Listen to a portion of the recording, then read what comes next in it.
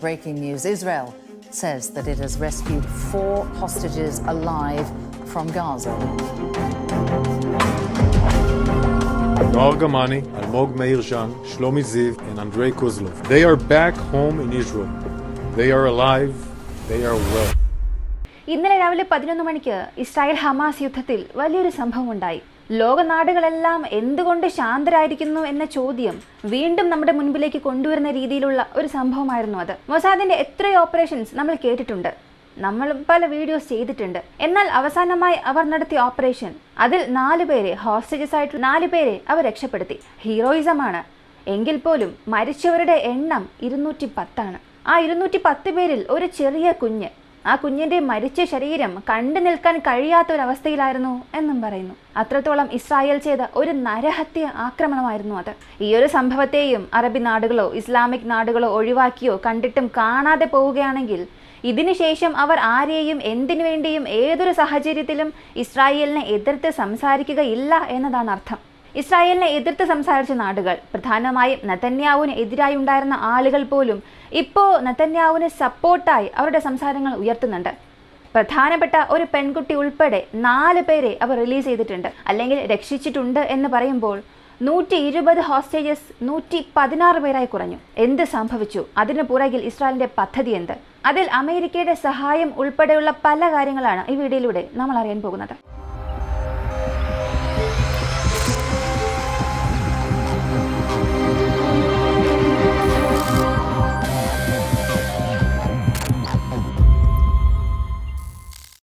ശനിയാഴ്ച രാവിലെ 11 മണി ഒരു വീഡിയോ വൈറലാകുന്നു. ആ ഒരു വീഡിയോ കാണുമ്പോൾ ഒരു സാധാരണ വീഡിയോ പോലെ തോന്നിയില്ല. എല്ലാവരുടെ കണ്ണുകളും പോയത് ഒരു ഡ്രോൺ, ഒരു ഹെലികോപ്റ്റർ. ആ ഒരു ഹെലികോപ്റ്ററിനടുത്തേക്ക് 6-7 പേർ കയറാനായി നടന്നു പോകുന്നത് പോലുള്ള ഒരു വീഡിയോ ആണ് വൈറലായത്. അങ്ങനെ ആ വൈറൽ വീഡിയോ കണ്ടുകൊണ്ടിരിക്കുന്ന അല്പസമയത്തിനുള്ളിൽ തന്നെ ഒരു വാർത്തയും പുറത്തു വരുന്നു. മൊസാദിന്റെ അവസാന ഓപ്പറേഷൻ വിജയകരമായി, വളരെ കോംപ്ലക്സ് ആയ ഒരു ഓപ്പറേഷൻ ഞങ്ങൾ വിജയകരമായി അവസാനിപ്പിച്ചുവെന്ന്. അങ്ങനെ എന്ത് ഓപ്പറേഷനാണ് ഇത് എന്ന് ചിന്തിക്കുമ്പോൾ അത് മൊസാദ് അല്ല, IDFന്റെ ഓപ്പറേഷൻ ആണെന്ന് പറയുന്നു. ഇസ്രായേലിലെ ഡിഫൻസ് ഫോഴ്സ്. ഇതിൽ IDFന്റെ ഒരു സൈനിക ഉദ്യോഗസ്ഥൻ മരിച്ചു എന്നുള്ള വാർത്തയും പുറത്തു വന്നു. 4 പേരെ രക്ഷപ്പെടുത്തി. 2-3 ദിവസങ്ങൾക്ക് മുൻപ് UNRWന്റെ ഒരു സ്കൂൾ, ആ സ്കൂളിന്റെ 2-3 കോംപ്ലക്സുകൾക്ക് നേരെ ഇസ്രായേൽ ബോംബുകൾ വീശുന്നു. എന്തിനാണ് ബോംബ് എറിഞ്ഞത്? 2ാമത്തെ സ്കൂളല്ലേ നിങ്ങൾ നശിപ്പിക്കുന്നത്? അത് UNOയുടെ സ്കൂളാണെന്ന് ഒരുപാട് പേർ ഇസ്രായേലിനോട് എതിരഭിപ്രായങ്ങൾ പറയുമ്പോൾ ഇസ്രായേൽ ആ സമയത്ത് വളരെ ശാന്തരായിരുന്നു. അതിനുള്ള മറുപടി ഇന്നലെ അവർ പറഞ്ഞു. ഓരോ ക്ലാസ് റൂമിനുള്ളിലും 20 മുതൽ 30ഓളം ഹമാസ് ഉണ്ടായിരുന്നു. അവരെ കൊല്ലാൻ വേണ്ടിയിട്ടായിരുന്നു ഞങ്ങൾ ആ ഒരു എയർ സ്ട്രൈക്ക് നടത്തിയത് എന്ന്. അതും UNRW സ്കൂളിൽ സ്ട്രൈക്ക് നടത്തിയെന്ന് പറഞ്ഞു. ശരി, ഇന്നലെ നടന്ന ആ ഒരു അറ്റാക്കിൽ 2 ബിൽഡിംഗ് ആയിരുന്നു ഇസ്രായേലിന്റെ ടാർഗറ്റ്. ഈ 2 ബിൽഡിംഗും നശിപ്പിക്കാൻ ഇസ്രായേലിലെ സൈന്യം തയ്യാറായി വരുന്നു. അവരുടെ എയർ സ്ട്രൈക്കിന് ആവശ്യമായി വിമാനങ്ങൾ പറന്നുകൊണ്ടിരിക്കുന്നു. IDF അവരുടെ ഓപ്പറേഷൻ നടത്തുന്നു. ഈ IDF ഓപ്പറേഷൻ നടത്തി അവസാനിപ്പിക്കുമ്പോൾ ഒരുപാട് പേരുടെ ജീവൻ നഷ്ടപ്പെട്ടിട്ടുണ്ടായിരുന്നു. ഈ ഒരുപാട് പേരെന്ന് പറയുമ്പോൾ വെറും സാധാരണക്കാരുടെ ജീവനായിരുന്നു അവിടെ നഷ്ടപ്പെട്ടത്. ഏകദേശം 210 പേർ കൊല്ലപ്പെട്ടതായി പറഞ്ഞു. അവിടങ്ങളിൽ മനുഷ്യരുടെ മരണഭീതിയോടുകൂടിയുള്ള ശബ്ദങ്ങൾ കേൾക്കാമായിരുന്നു. 400-ൽ കൂടുതൽ പേർക്ക് പരിക്കേറ്റു. വെസ്റ്റേൺ നാടുകളിലെ 90 പേർ മരിച്ചുവെന്നും പറയുന്നു. ശരി, ഈ 400-ൽ കൂടുതൽ പേർക്ക് പരിക്കേറ്റു എന്ന് പറയുമ്പോൾ അതിനു ചുറ്റുമുള്ള ആശുപത്രികളിൽ ഈ ചികിത്സാ സൗകര്യങ്ങൾ ഉണ്ടോ എന്ന് നോക്കിയാൽ അതുമില്ല, അവിടങ്ങളിൽ ഒന്നുമില്ല. ശരി, ആ 200 പേർ എങ്ങനെ കൊല്ലപ്പെട്ടു എന്ന ചോദ്യം, ആ 2 ബിൽഡിംഗ് എന്തുകൊണ്ട് അവരുടെ ടാർഗറ്റ് ആയിരുന്നു എന്ന ചോദ്യത്തിന് ഒരു ഉത്തരമാണ്. അവിടെ ഞങ്ങളുടെ ഹോസ്റ്റേജസ് ഉണ്ടായിരുന്നു. അവിടെയാണ് ഹോസ്റ്റേജസിനെ പിടിച്ചു വച്ചിരിക്കുന്നത് എന്നുള്ള ഒരു ചാര വിവരം ഇസ്രായേലിന് കിട്ടി. ഏകദേശം 90-94 മണിക്കൂർ ഈ ഒരു ഓപ്പറേഷൻ നടന്ന് അവസാനിച്ചു. എന്നാൽ ഇതിന് 2 ആഴ്ചയോളം പദ്ധതിയിട്ടു ഇസ്രായേൽ. ഈ 2 ആഴ്ചയിൽ അവർക്ക് കിട്ടിയ ആ വിവരത്തിന്റെ അടിസ്ഥാനത്തിൽ ആ കെട്ടിടത്തിനുള്ളിൽ ഇത്ര ഹോസ്റ്റേജസ് ഉണ്ട്. എന്നാൽ ജനങ്ങളുമായി അവർ കലർന്നിരിക്കുകയാണ്. അങ്ങനെ ഒരു സാഹചര്യത്തിൽ ഹോസ്റ്റേജസിനെ മാത്രം രക്ഷപ്പെടുത്തി എടുത്തുകൊണ്ട് വരിക എന്നുള്ളത് വളരെ പ്രയാസകരമായ ഒരു കാര്യമാണ്. ചിന്തിച്ച് മാത്രമേ പ്രവർത്തിക്കാവൂ എന്നുള്ളതായിരുന്നു അവർക്ക് കിട്ടിയ അറിയിപ്പ്. എന്നാൽ ആ 4 പേരെയും എങ്ങനെയെങ്കിലും രക്ഷപ്പെടുത്തണം. അതിൽ വളരെ പ്രധാനപ്പെട്ട ഒരു പെൺകുട്ടി ഉണ്ടായിരുന്നു. ആ പെൺകുട്ടിയായിരുന്നു ബൈക്കിൽ വെച്ച് ആ പെൺകുട്ടി നിലവിളിച്ച് കരഞ്ഞിട്ട് കൂടിയും ഹമാസ് കൂട്ടിക്കൊണ്ടുപോയത്. അവരുടെ പേര് നോവ അർഗമനി. ഈ നോവയുടെ അമ്മയ്ക്ക് ബ്രെയിൻ ട്യൂമറാണ്. കഴിഞ്ഞ ചില മാസങ്ങളിൽ അവർ ഒരു വീഡിയോ റിലീസ് ചെയ്തു. ഞാനിനി എത്ര ദിവസം ജീവനോടിരിക്കുമെന്ന് എനിക്കറിയില്ല. എൻ്റെ മകളെ എനിക്ക് കാണണം എന്ന് തോന്നുന്നു.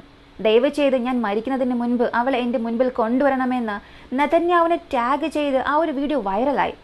അവരുടെ ചിത്രം ഇസ്രായേലിൻ്റെ മുക്കിലും മൂലയിലും ഉണ്ടായിരുന്നു എന്നുള്ളതാണ് പ്രധാനപ്പെട്ട കാര്യം. അത്രത്തോളം ആ ഒരു പെൺകുട്ടിയുടെ ഫോട്ടോയും വീഡിയോയും പലരെയും ചോദിക്കാൻ, ഹമാസിനെതിരെ ചോദ്യമുയർത്താൻ കാരണമായിരുന്നു. ഈ നോയും ഹോസ്റ്റേജസ് ലിസ്റ്റിൽ ഉണ്ടായിരുന്നു എന്നറിഞ്ഞ ഉടനെ ഇസ്രായേൽ ചെയ്തത് ഈ ഒരു ഓപ്പറേഷൻ എങ്ങനെയും ചെയ്ത് അവസാനിപ്പിക്കണം എന്ന് ഇസ്രായേലിലെ സൈന്യം മാറി അറ്റാക്ക് ചെയ്യാൻ തുടങ്ങി. ഈ സമയത്ത് അവിടെ പല മനുഷ്യർ കൊല്ലപ്പെടുന്നു. ഈ 4 ഹോസ്റ്റേജസിൽ 2 പേർ ഒരു ബിൽഡിങ്ങിലും 2 പേർ മറ്റൊരു ബിൽഡിങ്ങിലും ആയിരുന്നതുകൊണ്ട് ഇസ്രായേൽ അവരുടെ പദ്ധതി ശരിയായി ചെയ്യുകയും ആ 2 ബിൽഡിങ്ങിലും അറ്റാക്ക് നടത്തി. 210 മനുഷ്യർ മരിച്ചതിന് ശേഷം ഈ 4 പേരെയും അവർ രക്ഷപ്പെടുത്തി പുറത്തേക്ക് കൊണ്ടുവരുന്നു. അങ്ങനെ പുറത്തേക്ക് കൊണ്ടുവരുമ്പോൾ വീണ്ടും ഈ 4 പേർക്കെതിരെ അറ്റാക്ക് നടത്താൻ പാടില്ല എന്നതിനു വേണ്ടി ഇസ്രായേലിന്റെ വ്യോമസേന ഇറങ്ങി. ഇപ്പോൾ വ്യോമസേന വന്ന് ഹമാസിനെയും ഹമാസിന്റെ ആളുകളെയും ഡൈവേർട്ട് ചെയ്യാനായി ഒരു എയർ സ്ട്രൈക്ക് നടത്താൻ തുടങ്ങി. മൊത്തത്തിൽ ആ ഒരു സ്ഥലം തന്നെ നരകഭൂമിയായി മാറി. ഈ ഒരു അറ്റാക്ക് നടന്ന് അവസാനിപ്പിച്ചപ്പോൾ ആ സ്ഥലം ഒരു ശ്മശാന ഭൂമിയായി മാറി. 4 പേരെ ഞങ്ങൾ രക്ഷപ്പെടുത്തിയെന്ന് വളരെ സന്തോഷത്തോടു കൂടി അഭിമാനത്തോടു കൂടി ഇസ്രായേൽ പറഞ്ഞാലും 210 പേർ മരിച്ചു എന്നുള്ളത് വലിയൊരു വാർത്തയാണ്. എന്നാൽ ഈ 4 പേരെ ഇസ്രായേൽ രക്ഷപ്പെടുത്തി എന്നുള്ളത് മാത്രമാണ് തലക്കെട്ടായി വരുന്നത്. ആ 210 പേരുടെ ജീവന് യാതൊരു വിലയുമില്ല. ഇതിൽ IDFന്റെ സൈനികൻ മരിച്ചു എന്ന് പറഞ്ഞല്ലോ, അർണോൺ സമോര എന്നയാളായിരുന്നു അത്. അതിനാൽ ഈ ഒരു ഓപ്പറേഷനെ അർണോൺ എന്ന് വിളിക്കുന്നു. ഈ ഓപ്പറേഷൻ അർണൻ ഇസ്രായേലിന്റെ ചരിത്രത്തിലെ വളരെ പ്രധാനപ്പെട്ട ഭാഗമായിരിക്കുമെന്നും ഇസ്രായേലിന്റെ മീഡിയാസ് പറയുന്നു. നെതന്യാഹു ഇത് വലിയ പോസിറ്റീവ് സൈൻ ആയിട്ടായിരുന്നു കാണുന്നത്. ഇപ്പോൾ ഇസ്രായേൽ മുഴുവനും നെതന്യാഹുവിനെ പ്രശംസിക്കുകയാണ്. ഈ 4 പേരെ തിരികെ കൊണ്ടുവന്നല്ലോ. ഇതിനു മുൻപ് ഫെബ്രുവരി മാസം ഒരു 2 പേരെ ഇതുപോലെ കൊണ്ടുവന്നിട്ടുണ്ടായിരുന്നു. അതിന് മുൻപ് ഒരു ഹോസ്റ്റേജസിനെ തിരികെ കൊണ്ടുവന്നു. മൊത്തം 7 പേരെ അവർ തിരികെ കൊണ്ടുവന്നു. അങ്ങനെ ഇപ്പോൾ 120 ഹോസ്റ്റേജസ് ഉണ്ടായിരുന്നതിൽ 4 പേരെ രക്ഷപ്പെടുത്തി. അങ്ങനെ 116 പേരാണ് ബാക്കിയുള്ളത്.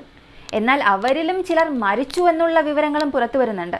ബാക്കിയുള്ള ഹോസ്റ്റേജസിനെ ഞങ്ങൾ പുറത്തു കൊണ്ടുവരുമെന്ന് ഇസ്രായേൽ ഒരു ഭാഗത്ത് പറഞ്ഞാലും ഹമാസ് ഇതിനെ പറഞ്ഞത് 4 പേരെ രക്ഷിച്ചു എന്നുള്ളത് നിങ്ങൾ വലിയ കാര്യമായി പറയുമ്പോൾ അതിന് പുറകിൽ എത്ര പേരെ നിങ്ങൾ കൊന്നുകുഴിച്ചു എന്നുള്ളത് ഈ മീഡിയാസ് പറയുന്നില്ല. അത് മറച്ചു വയ്ക്കുന്നു.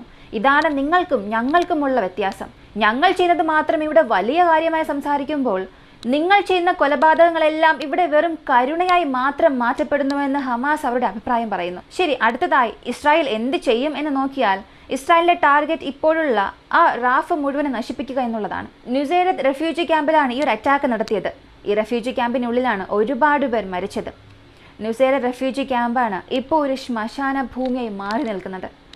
ശരി, അങ്ങനെയാണെങ്കിൽ അമേരിക്ക അവസാനമായ ഒരു പ്രപ്പോസൽ കൊടുത്തല്ലോ. സമാധാനം നടക്കും, സമാധാന ചർച്ച നടക്കും, ഇസ്രായേൽ സമ്മതം അറിയിക്കാനുള്ള പ്രഷർ അമേരിക്ക കൊടുക്കുന്നു എന്നുള്ള ആ ഒരു സമാധാന ഡീൽ ഇപ്പോൾ വർക്കൗട്ട് ആകുമോ എന്നുള്ള ഒരു വലിയ ചോദ്യമുണ്ട്. ഈ സമയത്ത് UN ഒരു അറിയിപ്പ് കൊടുത്തു. ഇസ്രായേലും ഹമാസും മാറി കുഞ്ഞുങ്ങളെയും സ്ത്രീകളുടെ മേലും അവരുടെ അറ്റാക്ക് നടത്തുന്നുണ്ട്. 2 പേരും തീവ്രവാദികളാണ്, 2 പേരും ചെയ്യുന്നത് തെറ്റാണ്, 2 പേർക്കും ശരിയായ ശിക്ഷ നൽകണമെന്ന്. എന്നാൽ ഈ 2 പേർക്കും ശരിയായ ശിക്ഷ കിട്ടും എന്ന് നിങ്ങൾക്ക് തോന്നുന്നുണ്ടോ? 4 പേരെ രക്ഷപ്പെടുത്തി എന്നുള്ളതിനെ മൊസാദ് ഒരു ഓപ്പറേഷനാക്കി മാറ്റി അതൊരു ചരിത്രത്തിൽ എഴുതപ്പെടും. 210 പേർ മരിച്ചതിന് കാരണം എന്താണെന്ന് നോക്കിയാൽ ഹമാസ് ഈ 4 പേരെ ആ ബിൽഡിങ്ങിൽ താമസിപ്പിച്ചതാണ് കാരണം എന്ന് പറയും. ആ 4 പേരെ ഹമാസ് ചെയ്തതും ഒരു തെറ്റ് തന്നെയാണ്. ജനങ്ങളുള്ള സ്ഥലത്ത് ജനങ്ങളെ ഒരു മതിൽ പോലെ പണിത് അതിനുള്ളിൽ ആ 4 ഹോസ്റ്റേജസെ വച്ചിരുന്നത് വലിയൊരു തെറ്റ് തന്നെയാണ്. അത് നമ്മൾ ഇല്ല എന്ന് പറയാൻ സാധിക്കില്ല. ആ സമയത്ത് ഹമാസിന്റെ ചിന്ത ജനങ്ങളുടെ കൂടെ അവർ കലർന്നിരിക്കുകയാണെങ്കിൽ ഇസ്രായേൽ അറ്റാക്ക് നടത്തില്ല എന്നവർ ചിന്തിച്ചു. എന്നാൽ ഇസ്രായേൽ വീണ്ടും അത് തെറ്റാണെന്ന് കാണിച്ചു കൊടുത്തു. എന്ത് സംഭവിച്ചാലും ഞങ്ങളുടെ ജനങ്ങളെ, യഹൂദരെ ഞങ്ങൾ രക്ഷിക്കും എന്ന് പറഞ്ഞാണ് ഈ 4 പേരെയും രക്ഷിക്കാനുള്ള ഓപ്പറേഷൻ നടത്തിയത്. അത് സമൂഹത്തിൽ വലിയൊരു ഇമ്പാക്റ്റ് ഉണ്ടാക്കി. ഇസ്രായേൽ വിചാരിച്ചത് നടത്തിയെടുക്കും. ഇസ്രായേൽ തീർച്ചയായും അവരുടെ ഹോസ്റ്റേജസിനെ റിലീസ് ചെയ്യും. അങ്ങനെ റിലീസ് ചെയ്തതിനു ശേഷം ഇസ്രായേലിന്റെ അടുത്ത അറ്റാക്ക് എന്നത് ഹമാസിന് വലിയൊരു വീഴ്ചയായിരിക്കും എന്നുള്ളത് ഇന്ന് വീണ്ടും വാർത്തയായി പുറത്തു വരുന്നു. ഇതിൽ നിങ്ങളുടെ അഭിപ്രായം എന്താണെന്ന് പറയുക. 4 പേരെ ഇസ്രായേൽ രക്ഷപ്പെടുത്തി, ശരി എന്ന് പറയുന്നവർ ഒരു കൂട്ടത്തുണ്ടാകും. ഇല്ല, 4 പേർക്ക് വേണ്ടി 200-ൽ കൂടുതൽ പേരെ കൊന്നു, അത് തെറ്റ് തന്നെയാണ് എന്ന് പറയുന്ന ഒരു കൂട്ടരുണ്ടാകും. ഹമാസ് ആ 4 പേരെയും ജനങ്ങൾക്കിടയിൽ കലർത്തി താമസിപ്പിച്ചത് തെറ്റാണ് എന്ന് പറയുന്ന മറ്റൊരു കൂട്ടരുണ്ടാകും. ഇതിൽ നിങ്ങൾ ആരാണ്? ആരുടെ ഭാഗത്താണ് തെറ്റുള്ളത്, ശരിയുള്ളത്? എന്നെ സംബന്ധിച്ച് 3 ഭാഗത്തിലും തെറ്റും ശരികളുമുണ്ട്. എന്നാൽ ഇതിൽ ഒരു നിരപരാധി മരിച്ചാൽ പോലും ആ നിരപരാധിയുടെ മരണത്തിന് കാരണക്കാരനായവൻ തെറ്റ് ചെയ്തവൻ തന്നെയാണ്. അവനെ ഒരിക്കലും മാറ്റി നിർത്താനേ സാധിക്കില്ല. യാതൊരു തെറ്റും ചെയ്യാത്ത കുഞ്ഞുങ്ങളും സ്ത്രീകളും പാവപ്പെട്ട ജനങ്ങളും ഇവരുടെ സ്വാർത്ഥതയ്ക്ക് വേണ്ടി കൊല്ലപ്പെടുക എന്നുള്ളത് നമുക്കൊരിക്കലും അംഗീകരിക്കാനേ സാധിക്കില്ല. അടുത്ത വീണ്ടും ഒരു 116 പേരുണ്ട്. അവർക്ക് വേണ്ടി ഇനി എത്ര പേര് ഇസ്രായേൽ കൊല്ലുമെന്നുള്ളതിൽ നമുക്ക് ഒന്നും പറയാൻ സാധിക്കില്ല. വലിയ രീതിയിലുള്ള ഒരു പദ്ധതി തന്നെ അവർ വീണ്ടും നടപ്പിലാക്കും. പറഞ്ഞു വന്ന ഇസ്രായേലിന് വീണ്ടും പല ചാരവിവരങ്ങൾ കിട്ടിയിരിക്കാനുള്ള സാധ്യതയുണ്ട്. അടുത്ത ഘട്ട ഹോസ്റ്റേജസിനെ തിരികെ എടുക്കാനുള്ള പ്രവർത്തനങ്ങൾ ഇസ്രായേൽ ഇപ്പോൾ തന്നെ തുടങ്ങിയിട്ടുണ്ടാകും. ഇത് ഹമാസിന് വലിയ അമർഷത്തിനും കാരണമാകും. ജീവനോടിരിക്കുന്ന ഹോസ്റ്റേജസിന് ഇത് കാരണം പ്രശ്നം വരാനും സാധ്യതയുണ്ട്. ഇങ്ങനെ പല ചോദ്യങ്ങൾ നമുക്ക് ചുറ്റും ഇപ്പോൾ ഉയർന്നു വരുന്നുണ്ട്. കാണാം എന്ത് സംഭവിക്കാൻ പോകുന്നു എന്നുള്ളത്. ഇതിൽ ഏത് ഭാഗം പിടിച്ച് നിങ്ങൾ സംസാരിക്കുകയാണെങ്കിലും നിങ്ങളുടെ ഭാഗം ശരിയാണെന്ന് മാത്രമേ നിങ്ങൾക്ക് തോന്നുകയുള്ളൂ. എന്നാൽ മനുഷ്യത്വത്തോടു കൂടി നിങ്ങൾ നോക്കി ഇതിൽ ഏതാണ് തെറ്റ് എന്നുള്ളത് കമൻറ്റിൽ പറയുക. വീഡിയോ ഇഷ്ടമായാൽ ലൈക്ക് ചെയ്യുക, ഷെയർ ചെയ്യുക. നമ്മുടെ ചാനൽ ആദ്യമായി കാണുന്നവരാണെങ്കിൽ മറക്കാതെ സബ്സ്ക്രൈബ് ചെയ്ത് സപ്പോർട്ട് ചെയ്യുക. മറ്റൊരു വീഡിയോയുമായി വീണ്ടും കാണാം.